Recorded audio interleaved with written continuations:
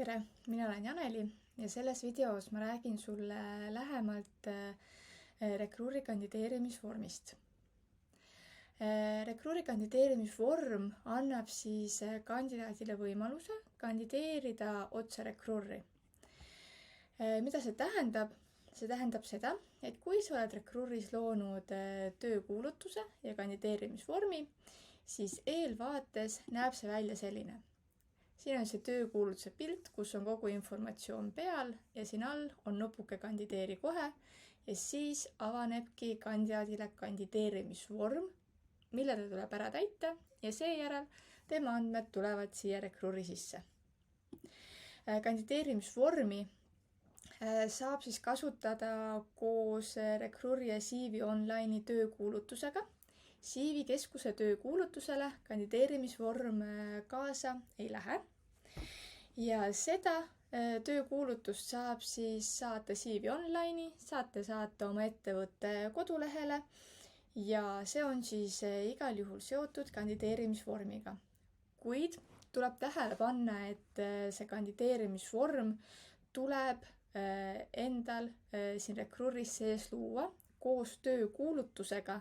See automaatselt kaasa ei tule. Kuidas seda teha, on siit, et vali, millist töökuulutust soovid luua ja siin on kandideerimisvorm rekruuri. Valime selle ja esimest korda, kui sa seda kandideerimisvormi lood, siis sul tuleb kõik väljad endal käsitsi ära täita.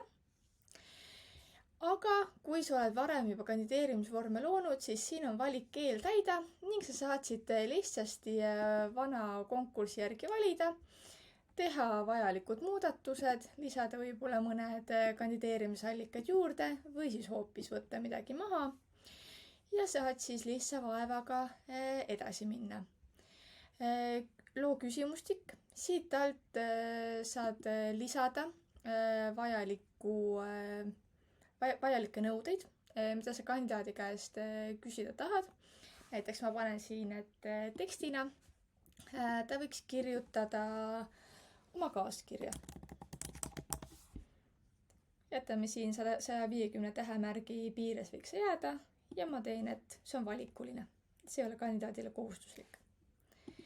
Lisan selle ära ja kui me loome siit loo tööle kandideerimise vorm, siis ta tuleb siia ja me näeme milline eelvaade sellel on ja mida kandidaat täitma peaks.